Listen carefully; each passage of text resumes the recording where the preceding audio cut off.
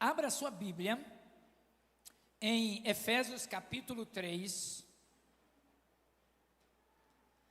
E é um texto que tem falado muito ao meu coração durante a semana, meditando, e é algo muito maravilhoso. A palavra de Deus é tremenda, tremenda, tremenda, tremenda. Então, Efésios capítulo 3, os versos 1 a 20, mas nós vamos ler o versículo 10 em destaque aqui para nós. E eu quero falar sobre o ministério revelado e o poder que nos sustenta. O que Deus tem para revelar, para mostrar, e como o poder de Deus nos sustenta. Diz assim, Efésios capítulo 3, verso 10, para que agora, pela igreja, a multiforme sabedoria de Deus se torne conhecida dos principados e potestades nas regiões celestiais. Imagina uma pessoa muito rica. Imagina. E essa pessoa, esse homem, casado, tem um filho. Esse filho cresce, 18, 20 e poucos anos. O pai morre, ou os pais morrem. E ele passa, apesar de viver toda a sua vida com suprimento, sem necessidade, boa escola, bom carro, boa educação, uma boa família, mas os pais morreram. E ele passa a viver agora como mendigo, como alguém limitado a tudo. E é interessante que os pais deixaram um testamento. O nome do filho estava no testamento para receber herança. O nome dele estava no testamento, a carta do testamento estava lá, mas ele continuava a viver como mendigo. Por quê? Porque ele, na sua ignorância, não abriu o documento para entender que as suas necessidades poderiam ser supridas. A carta de Efésios, capítulo 3, meus irmãos, é essa carta aberta, falando da herança que eu e você temos. A carta de Efésios, capítulo 3, é algo tão precioso para mim e para você, porque é a mesma realidade dessa ilustração que eu compartilhei com você, mostrando quem é a igreja e o que Deus fez por ela. Não é falta de recurso celestial, é falta de compreensão aqui na terra. Muitas vezes nós não conseguimos captar e entender o que os céus querem na nossa vida. E aí nós vamos aprender pelo menos 4 coisas importantes que eu descobri. Eu quero compartilhar com os amados irmãos. E o primeiro é prisioneiro do propósito. Repete comigo, propósito. Mais uma vez, propósito. Versículo 3 de Efésios 3 diz assim: isto é, o mistério que me foi dado a conhecer por revelação, como já lhes escrevi brevemente. Olha que Paulo está apresentando aqui, irmãos, algo precioso. Paulo, ele estava preso. Se você começar a ler os primeiros versículos do capítulo 3, ele estava na prisão em Roma. Se você ler Atos 18, versículo 9, onde Deus está falando para Paulo, Paulo teve uma visão, e Deus dizia assim, ó, não tenha medo, ninguém vai te fazer mal, ninguém vai te ferir, porque eu tenho muita gente ainda nessa cidade. Mas se você for para Atos capítulo 23, versículo, se eu não me engano, entre 10 e 11, ele vai mostrando que os judeus estavam querendo, irmãos, destruir a vida de Paulo. Atos capítulo 23, deixe-me ver o versículo exato aqui. Atos 23, é interessante que, versículo 12 e 13, Atos 23, versículo 12 e 13, na manhã seguinte os judeus tramaram uma conspiração e juraram solenemente que não comeriam nem beberiam enquanto não matasse Paulo. Mais de 40 homens estavam envolvidos nessa conspiração. Eles estavam, e você vai lendo os versículos seguintes, vai vendo que eles estavam jejuando. O desejo dele, a raiva deles era tão grande para matar Paulo. Paulo, aquele homem cheio de Deus, Paulo, aquele homem que queria cada vez mais agradar o Senhor. Paulo agora estava preso em Roma.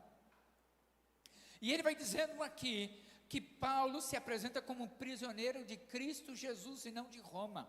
Meus amados irmãos, quando a gente entende a nossa identidade, quando a gente entende o propósito de Deus, nenhuma circunstância ruim vai nos aprisionar, porque nós somos como que prisioneiro de Cristo Jesus. Eu não quero deixar Jesus, eu não quero ter outra coisa, outro momento, outra experiência, a não ser andar com Jesus Cristo. Paulo estava dizendo, olha, eu sou preso é de Cristo, não de Roma. Eu estou aqui, eu estou limitado, mas o Evangelho não está limitado. O Evangelho está livre. Então olha que coisa incrível que ele está dizendo aqui, sou prisioneiro de Cristo Jesus, e ele passa a dizer, olha, o meu sofrimento não é as cadeias, o meu sofrimento está ligado aos gentios. Paulo, até Atos capítulo 15, ele estava trabalhando com judeus. Quando ele chega no capítulo 16, ele fala assim, cansei. Versículos 5, 6 e 8 de Atos 16, Paulo, ele ficou cansado. Os judeus estavam amaldiçoando. Ele falou, sabe uma coisa, eu vou trabalhar com gentios, com aqueles que querem ouvir a palavra, com aqueles que têm fome de Deus. E ele disse que naquele mesmo dia ele ganhou a família de Cristo, e todos da sua casa, e os batizou naquele dia.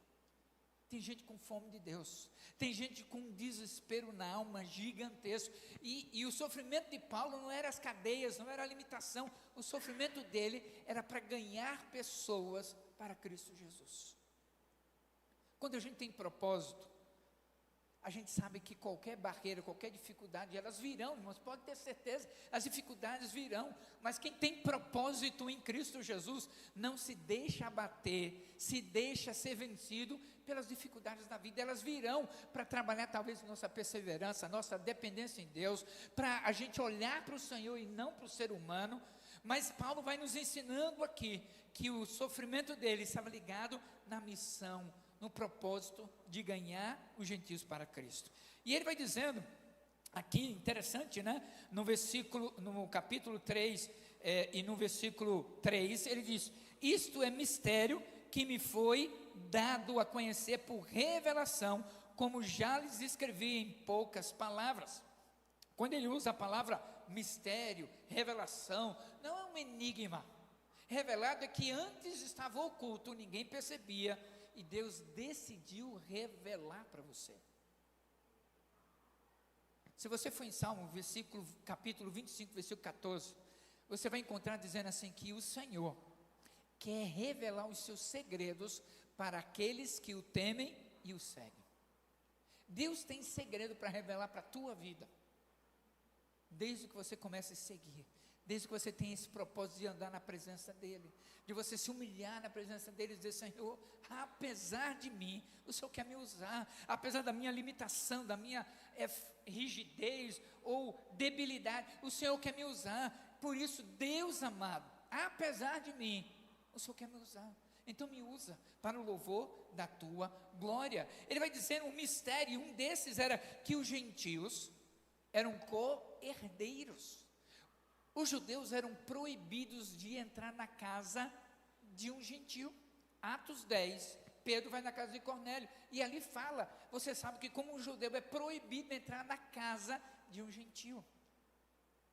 Mas isso, sabe o que acontece, irmãos? É que o Evangelho vai quebrando barreiras. Repete comigo, o Evangelho quebra barreiras.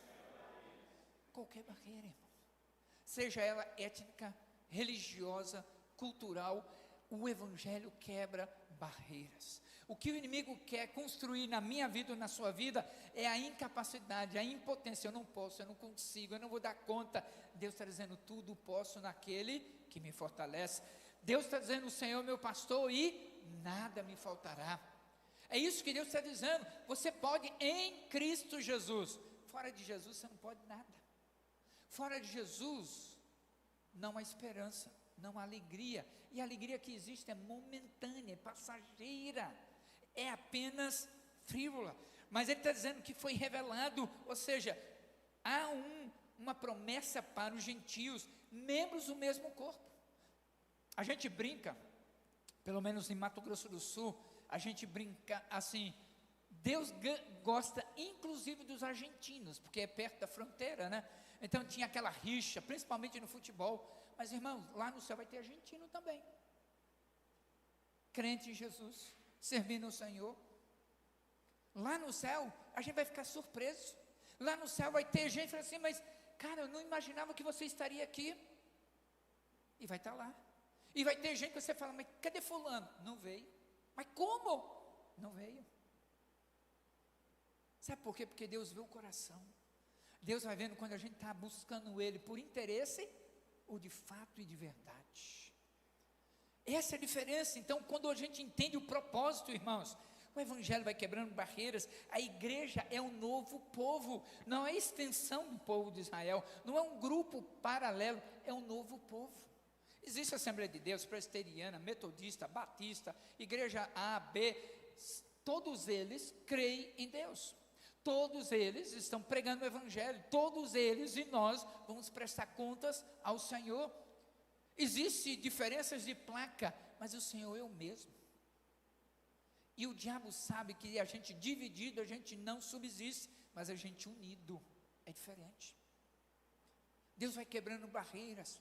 Que barreiras na sua vida o Evangelho precisa quebrar? Você se vê como vítima das circunstâncias ou como instrumento do propósito. As circunstâncias virão, e virão barreiras, lutas, dificuldades. Você pode dizer, mas por que, Senhor, isso aconteceu comigo? Mas, oh Deus, como assim o Senhor permitiu isso acontecer? A gente pode ser vítima. Senhor, eu sou dizimista, eu vou na igreja, eu faço isso. Não é justo isso acontecer. Primeiro, a vida não é justa para ninguém. Jesus veio, não pecou e morreu na cruz, por mim e por você.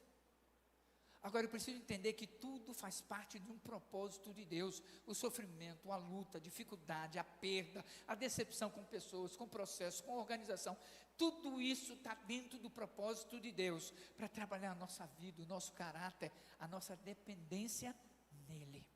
Quando a gente tem propósito, a gente entende, meus amados irmãos, a igreja local, essa igreja, ela vive em unidade, ou há unidade em Cristo, ou ela vai erguendo muros invisíveis. A gente ergue muros invisíveis quando a gente não procura saber como o nosso irmão está.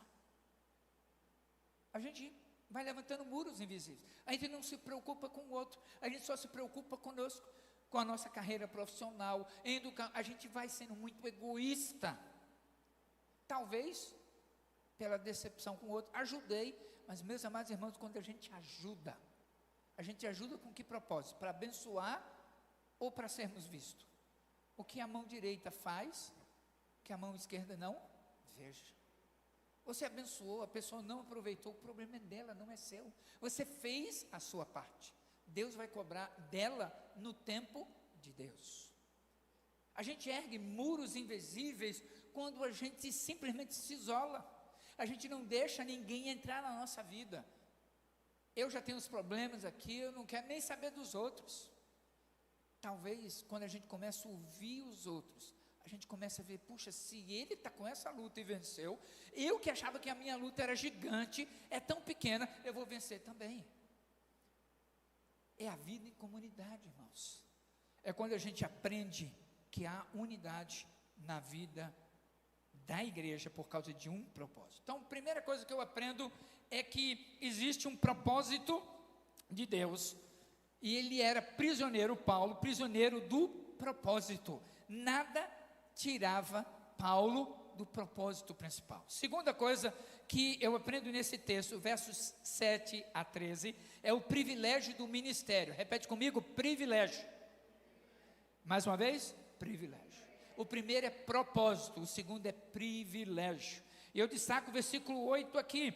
Embora eu, Paulo, seja o menor dos menores, dentre todos os santos, foi-me concedida esta graça de anunciar aos gentios as insondáveis riquezas de Cristo.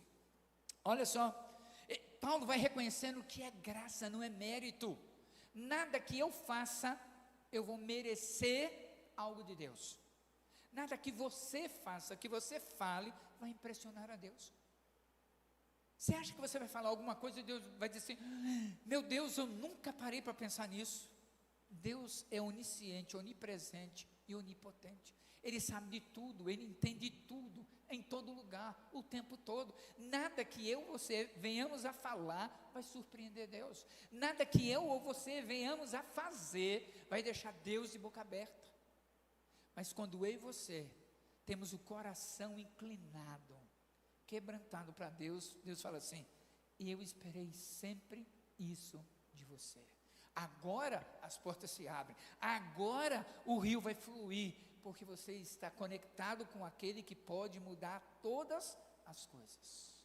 É isso que eu vou aprendendo aqui. A graça de Deus não é mérito, nem eu nem você merecemos nada de Deus, é a graça. Graça é favor imerecido. Para quê? Para anunciar as insondáveis riquezas de Cristo. Insondáveis. Para um pouquinho, insondáveis.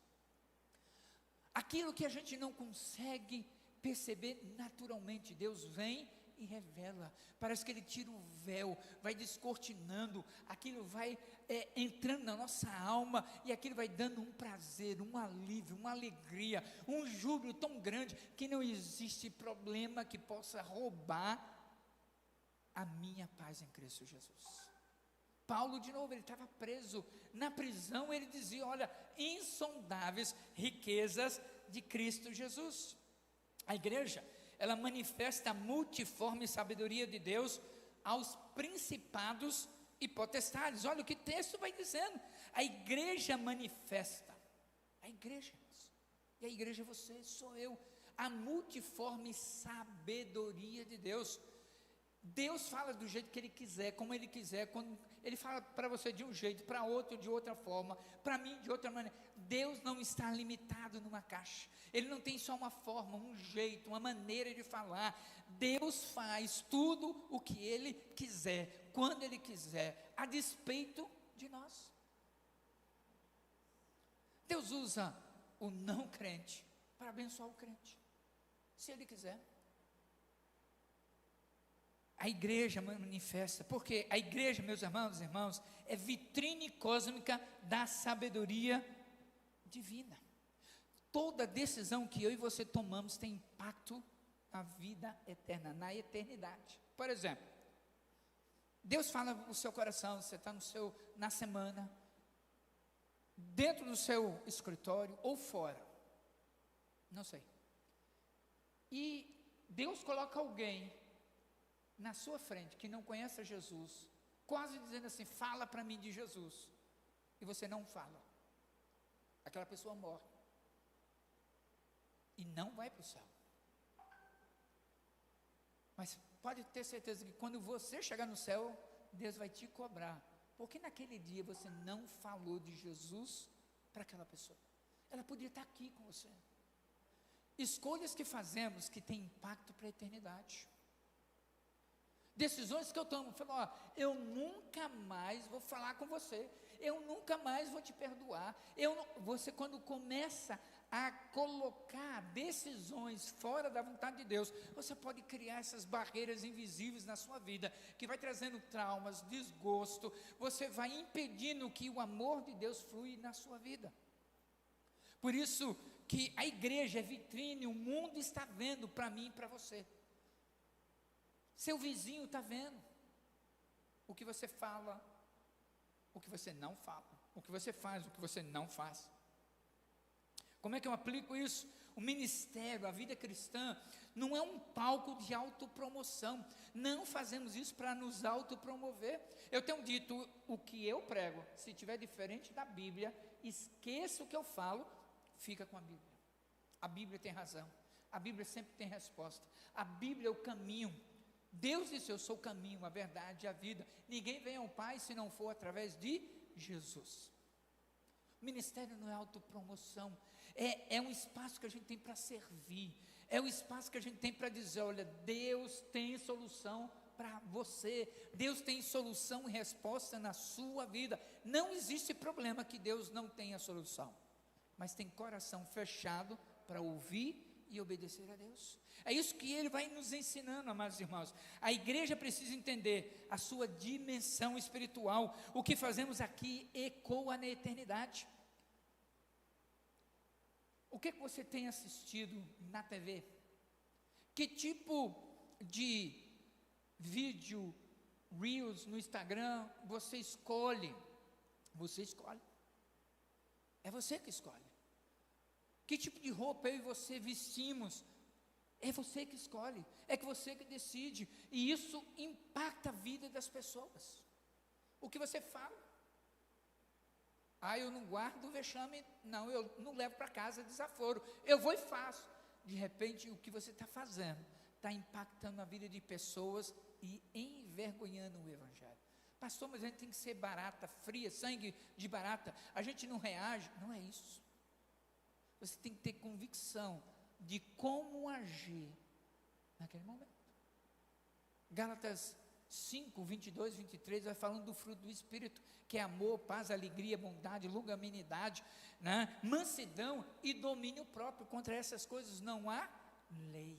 Não existe agir de maneira escandalosa quando o Espírito Santo de Deus está dominando, controlando, ensinando a nossa vida. É algo maravilhoso, é algo tremendo, amados irmãos. Mas também coragem para continuar, mesmo em meio à oposição. Paulo, de novo, ele estava preso. Havia uma oposição dos judeus, dos líderes. Mesmo assim ele continuava fiel. Mesmo assim ele pregava a palavra. Mesmo assim ele não foi amargo. Mesmo assim ele não foi indiferente. Paulo, tendo oposições, ele continuava, porque tudo posso naquele que me fortalece. Maior é aquele que está em nós do que aquele que está no mundo. Paulo vai nos ensinando. Meus amados irmãos, quem tem propósito se sente privilegiado de andar nos caminhos do Senhor. Se sente privilegiado de servir ao Senhor. Aqui é banda que cada vez está ficando mais linda, mais joia. Nós louvamos a Deus pela vida de cada um de vocês. Louvamos pelas pessoas que estão servindo lá no Ministério Infantil. Louvamos pelas 4 pessoas que nós vamos no próximo domingo começar o treinamento para ficar lá na recepção. Louvamos a Deus pela vida do Rodrigo aqui, né, que está ajudando tanto cada pessoa. Louvamos a Deus pelo alvorado de oração, pelas mulheres, pelo trabalho com jovens. Nós louvamos a Deus, mas Deus quer fazer muito mais do que a gente pode imaginar. Quem tem propósito se sente privilegiado. Terceira coisa que eu aprendo aqui, fala profundidade. Mais uma vez, profundidade. Quem tem propósito se sente privilegiado. E a oração por profundidade espiritual. Versículo 19 vai dizendo assim, de Efésios 3: e conhecer o amor de Cristo, que excede todo conhecimento, para que vocês sejam cheios de toda a plenitude de Deus. Repete comigo: cheios de toda a plenitude de Deus. É isso que Deus quer. Ele vai dizendo, versículo 14, Paulo diz assim: eu me coloco de joelhos. Ele estava na prisão, ninguém estava vendo, mas Deus estava vendo. Talvez você faça algo a ocultas. Ninguém está vendo, mas Deus está vendo. Deus não esquece. Paulo, então, ele se coloca de joelhos, ele pede 4 coisas. E quando a gente se coloca de joelhos, a gente está mostrando o nosso coração, dizendo: Deus, eu estou me quebrantando diante de Ti. Deus, eu estou me abrindo diante do Senhor. Paulo pede 4 coisas aqui pela igreja de Efésios. Primeiro, versículo 16, ele diz assim: oro para que com as suas gloriosas riquezas, Ele, Deus, os fortaleça no íntimo do seu ser, com poder por meio do seu Espírito, para que Cristo, aí o versículo 17, fortalecimento do homem interior. Versículo 16 vai dizendo isso, que a vida cristã não sustenta só pela aparência. Eu posso me vestir bem, eu posso ter um bom carro, tudo isso é ótimo, não está errado, mas só o lado externo não resolve. Paulo está orando pelo fortalecimento do homem interior. Como você está lá no seu interior, irmãos? Como você está diante de tanto conflito? a invasão na Venezuela, né? O México no caos, o Irã lá também. O mundo está buscando o que ele quer. Como é que você está no seu interior? Você está fortalecido? Você está convicto? Você está cheio da presença de Deus, do propósito de Deus? Esse é um pedido que Paulo está fazendo a Deus. Versículo 17 mostra Cristo habitando no coração. Versículo 17: para que Cristo habite no coração de vocês, mediante a fé, e oro para que, estando arraigados e alicerçados em amor. Ele está pedindo, Senhor, que não é uma visita ocasional do Senhor, mas a residência permanente. Deus não quer só estar. Hoje, eu e ela estávamos conversando sobre várias coisas. Ela compartilhou a experiência que o pastor Lucinho, lá de BH, teve, em que ele estava visitando o neto, né? E ele chegou no domingo, visitou um pouquinho e já foi para a igreja. E quando ele voltou, o neto disse assim: eu estou com tanta saudade, que bom que você chegou. Eu estou com tanta saudade. Ele chegou, colocou olho no olho e falou: eu estou com tanta saudade. O Espírito Santo falou assim para o coração do pastor Luciano: é assim que eu gostaria que você tivesse comigo. Saudade, Senhor, da tua presença. Saudade do Senhor falar. Saudade do Senhor ministrar. Imagina eu indo de carro andando, eu e o Alexandre no carro, daqui até o Betel, uns 30 minutos. Eu sei que o Alexandre está lá, mas eu não falo com o Alexandre, eu não converso com ele, não pergunto nada. Como será que o Alexandre vai se sentir? Com certeza triste. Poxa vida, o pastor me convidou aqui, não falou nada comigo. Muitas vezes nós fazemos exatamente isso com Deus. A gente não fala com Ele, a gente não conversa com Ele, a gente só pede na hora do desespero: Senhor, por favor, me ajuda aqui. E Ele, na sua infinita graça, ajuda. Mas haverá momentos que Ele não vai agir, para que a gente possa entender que Deus não está aqui para cumprir os nossos caprichos. Existe um propósito, e a gente está se sentindo privilegiado dentro do propósito de Deus. E a gente precisa ser mais profundo, buscar mais relacionamento com Ele. E é isso que Paulo está orando. No versículo 18 e 19, ele pede que não apenas estejamos arraigados, alicerçados, enraizados. Ele vai dizendo assim, que haja uma compreensão do amor de Cristo. Versículo 18: vocês possam, juntamente com todos os santos, compreender a largura, o comprimento, a altura, a profundidade, e conhecer o amor de Cristo, que excede todo conhecimento. Repete comigo: excede todo conhecimento. Excede, extrapola, vai além, transborda. O conhecimento, o desejo dele não é só que você esteja bem no seu interior, não é apenas que você conheça, mas que você tenha um relacionamento tão gostoso, tão profundo, tão abençoador, que vai além do que você pode imaginar. É isso que Deus quer. Esse é o desejo de Deus, que você seja tão íntimo dele, que você vai vendo a profundidade, a largura, a altura, a profundidade do amor de Deus. Versículo 19, a parte B diz assim: para que vocês sejam cheios de toda a plenitude de Deus. É a maturidade espiritual. Quando a gente está cheio de Deus, a gente começa a ter essa maturidade. Não é nada vai tirar você mais do sério, nada vai tirar você do propósito que Deus tem, nada vai desviar você para a direita ou para a esquerda, porque você sabe em quem eu tenho crido, e Ele é poderoso para fazer infinitamente mais do que pensamos ou imaginamos. Esse é o Deus que anseia você buscá-lo diariamente. Esse é o Deus que deseja que você esteja andando na presença dEle e dizer: Senhor, eu estou aqui, eu não me sinto capaz, eu não sei fazer, mas se o Senhor está me chamando para fazer, eu digo sim, eu vou, Senhor, em obediência ao Senhor. Deus é maravilhoso. Plenitude com Deus. Crescimento espiritual é obra do Espírito Santo, centrado em Cristo e fundamentado no amor.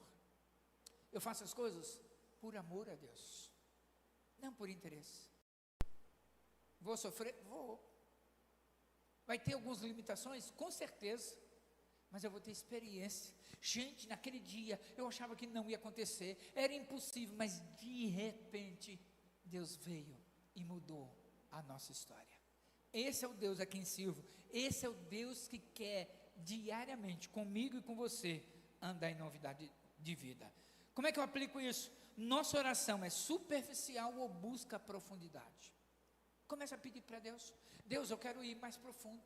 Deus, eu quero ter águas mais profundas. Eu quero começar a ter experiência com o Senhor. Eu quero começar a te ouvir. Começa a pedir. Peça e você vai ver o resultado. A igreja precisa de estrutura ou de fortalecimento interior. Irmãos, lá na África, quantas vezes ia em alguns lugares que tinha 2 anos que não passava um pastor? 2 anos. E quando um pastor chegava, você fazia batismo, você fazia casamento, você fazia funeral, você apresentava bebês, e aí você pregava. Quando você estava com pressa, era pelo menos pregando 1 hora. O povo não saía, não saía para tomar água, não saía para ir no banheiro. O povo tinha uma fome, e tem até hoje, é impressionante. Então, não é a estrutura, é o fortalecimento interior. Fortalecimento. Podemos ter poltronas confortáveis, ar-condicionado, telão, mas se não houver um desejo da alma de buscar a Deus, a estrutura, ela continua dura, concreto, sozinha. Sem enraizamento no amor, não há maturidade. Uma árvore novinha, plantada na tempestade, ela é levada. Mas uma árvore com raízes profundas, dificilmente ela é arrancada. Como é que está a sua raiz com a palavra de Deus, com a vida com Deus, com o Senhor? Quarta e última coisa que eu vou aprendendo nesse texto, eu tenho um propósito, privilégio, profundidade. A quarta coisa é a doxologia da confiança. Doxologia quer dizer glória a Deus. Então o versículo 20 e 21 vai dizendo o seguinte: aquele que é capaz de fazer infinitamente mais do que tudo o que pedimos ou pensamos, de acordo com o seu poder que atua em nós. A ele seja a glória na igreja e em Cristo Jesus, por todas as gerações, para todo o sempre. Deus é capaz de fazer mais do que você e eu pensamos. O que a gente pensa é pequeno para aquilo que Deus idealiza. Muito mais. Deus é poderoso para fazer mais do que nós pedimos, irmãos. Muito mais. Você pode continuar pedindo, mas Deus tem para fazer infinitamente mais. Mas por que Deus não está fazendo? Porque eu e você precisamos estar num propósito, nos sentir privilegiados naquele propósito, apesar das tribulações. A gente procurar aprofundar o nosso relacionamento para descobrir as riquezas da glória de Cristo. E ele vai dizendo, por isso que ele começa dizendo, aquele que é capaz de fazer infinitamente mais do que tudo o que pedimos ou pensamos. Deus pode. A gente só precisa buscar segundo o poder que opera em nós. A glória pertence a Ele. A Ele, a glória é só dele, não é minha, não é sua, é só dele, é por causa dele, nós estamos aqui. Ele te salvou, Ele te perdoou, Ele te levou para o céu, Ele fez de tudo. É gratidão, irmãos, gratidão ao nosso Pai.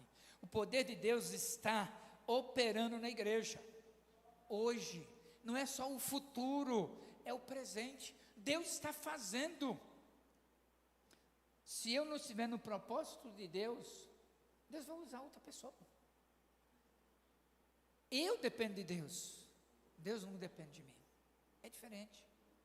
Se eu não cumprir o propósito de Deus, Deus levanta outra pessoa. Nós não somos exclusivos, Deus é. Então é um propósito, você está vivendo esse propósito, é privilégio. E o privilégio, a gente se sente com a vontade de aprofundar o nosso relacionamento de vida com Deus. E aí a gente começa a ver que tudo é para a glória de Deus. Nossa visão de Deus limita nossas expectativas. A visão que eu e você temos de Deus provavelmente vai limitar nossas expectativas. Ah, não, isso é muito difícil. Olha, já tentamos, não deu certo. Olha, eu já estou cansado, já fizemos A, B, C. Lembra de quando os discípulos, Pedro estava pescando? Pescou a noite inteira, o que eles pegaram? Nada. Eles estavam lavando a rede. Eles não viram uma hora de ir embora para casa, que eles estavam cansados. Não tiveram ganha-pão daquele dia. Jesus chega e fala assim: volta para o barco e joga a rede daquele lado. Ele disse: mestre, nós passamos a noite inteira, não tem nada aquilo. Eles falaram: não vamos não, a gente já sabe, nós crescemos aqui, nós sabemos pescar, não tem nada. Mas ele disse: sobre a tua palavra. E eles foram. E sabe o que aconteceu? Era tanto peixe, irmãos, que eles não aguentavam. Não importa o tanto que você já foi decepcionado, não importa o tanto que você já nadou, chegou na praia, não deu certo, não importa as experiências, Deus está dizendo: joga a rede de novo. E você vai ficar surpreso com o que Deus faz, apesar de mim, apesar de você, apesar da nossa limitação, da nossa debilidade. Deus nos usa, mas eu preciso ter esse propósito, sentir esse privilégio, procurar a profundidade e saber que a glória é para Ele. A igreja precisa recuperar a confiança no poder ativo de Deus. Lembra lá em Atos 4, quando Pedro e João estavam vindo orar no templo, eles estavam aprofundando a vida de oração, e aí passa aquele paraplégico lá, ele estava sem condições, ia pedir esmola. Antes de pedir, ele falou: não temos ouro, não temos prata, o que a gente tem a gente dá, em nome de Jesus levanta. E ele levantou. Ele não foi para casa, ele foi para o templo adorar o Senhor, porque quando Deus começa a agir, o que a gente quer é estar na presença do Senhor, é dizer: Senhor, obrigado, obrigado, foi o Senhor. Aqueles discípulos poderiam dar uma oferta, ele ia continuar mendigo, paralítico ali, mas agora ele não precisava de oferta, ele podia andar, ele podia trabalhar, ele podia ganhar, ele poderia servir a outros. Quando a gente tem um propósito, a gente se sente tão privilegiado, a gente quer aprofundar nosso relacionamento para dizer: Senhor, é para a tua glória, somente para a tua glória. A glória nunca pode ser desviada para líderes ou estrutura, irmãos. Não se engane, tem pastores e tem pastores, tem igrejas e igrejas,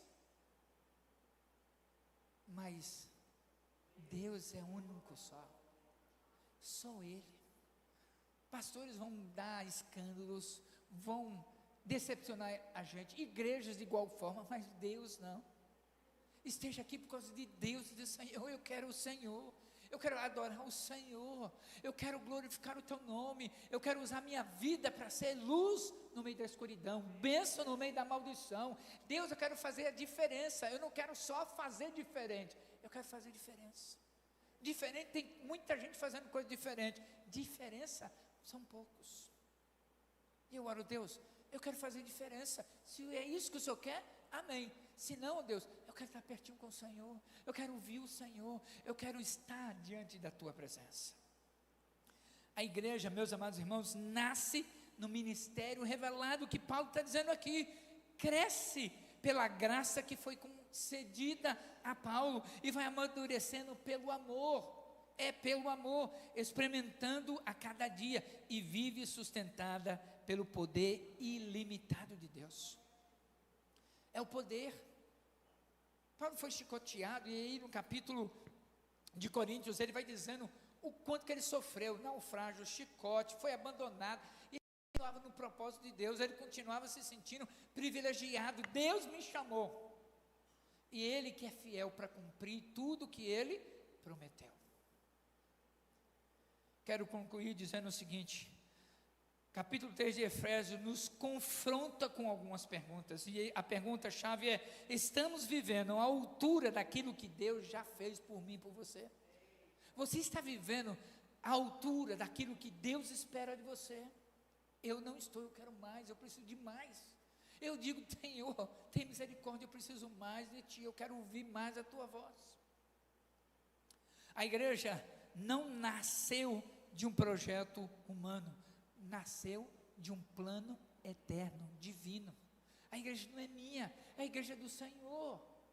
Eu apenas estou de passagem aqui para servir os irmãos. Tanto eu, a Hélida e o Pedro amamos os irmãos. Cada um de vocês temos aprendido a amar, porque o amor, o evangelho me ensina que não tem barreiras, cultura, dificuldade.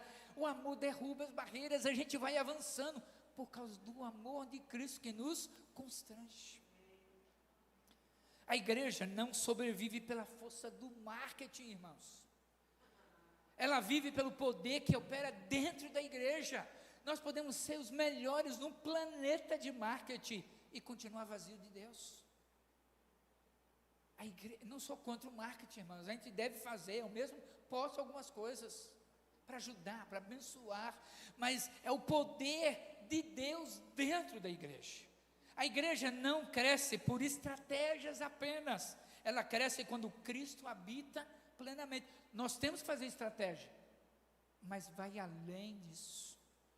Provérbios 15, 1 vai dizendo que o homem deve fazer planos, mas a resposta vem dos lábios do Senhor. A gente tem planos, a gente tem estratégia, mas acima de tudo é a presença de Deus. Paulo vai tentando nos ajudar dizendo o seguinte, que hoje não é dia de pedir algo, é dia de despertar para o que já foi dado para mim e para você. Não é dia de pedir nada de novo para o Senhor, mas Senhor, desperta em mim esse propósito, desperta em mim esse privilégio, desperta em mim essa busca de profundidade, desperta em mim para que tudo seja para a tua honra e para a tua glória. Porque quando a igreja entende o que ela é, o que eu e você somos, a gente para de mendigar a identidade, que a gente sabe quem a gente é, filho, filha de Deus. Para de temer oposição, não importa quem vem, vai cair em nome do Deus vivo e poderoso. A gente começa a parar de viver superficialmente e começa a viver para a glória de Deus. Amém, queridos? Feche seus olhos. Que renovo você precisa na sua vida? Não vou chamar ninguém aqui à frente, não vou fazer um apelo, mas é você. Deus está ansioso, desejoso de maneira constante, que você possa buscá-lo, para viver o propósito dele, se sentir privilegiado, aprofundar seu relacionamento com ele, para que você possa dizer: Senhor, é para a tua glória. Se nós chegamos até aqui, foi por causa do Senhor. Se nós podemos continuar, é por causa do Senhor. Não é outra coisa do que a mão poderosa do Senhor. Fale para Deus, como é que você está no seu relacionamento com Deus? Você está seguindo um propósito? Deus, me dá um propósito. Pede para Ele, propósito de vida. Eu vou seguir, eu vou gastar a minha vida por esse propósito. Mas se você já está no propósito, pede para Deus: Deus, eu quero me sentir privilegiado, porque até a fé foi o Senhor que deu, foi o Senhor que abriu os meus olhos, foi o Senhor que se aproximou, foi o Senhor que teve atitude, foi o Senhor que estendeu a mão, foi o Senhor que me salvou, foi o Senhor que perdoou os meus pecados, foi o Senhor que escreveu o meu nome no livro da vida, foi o Senhor que não para de investir na minha vida. É o Senhor. Me faz me sentir privilegiado, ouvir a tua palavra, orar ao Senhor, adorar o teu santo nome. Mas, ó Deus, eu não quero ter uma vida superficial, eu quero começar a ouvir os segredos que o Senhor tem para revelar para a minha vida, para a vida do teu povo. Fala, Senhor. Não deixa a gente cair no comodismo, na rotina, no piloto automático. Senhor, nos desperta, seja de madrugada, durante o dia, para a gente buscar o Senhor, para a gente se quebrantar diante do Senhor, para a gente clamar: Senhor, se o Senhor não for conosco, nós não vamos chegar em lugar nenhum. Se o Senhor não agir, a nossa vida vai continuar do mesmo jeito. Se o Senhor não abrir as portas, eu não tenho como ultrapassar. Peça para Deus, clame ao Senhor: Senhor, tira o véu que me impedia de ver tudo isso, o propósito, o privilégio, a profundidade, e que tudo é para a tua honra e para a tua glória. Adore o Senhor, e enquanto adoramos, quebrando o teu coração,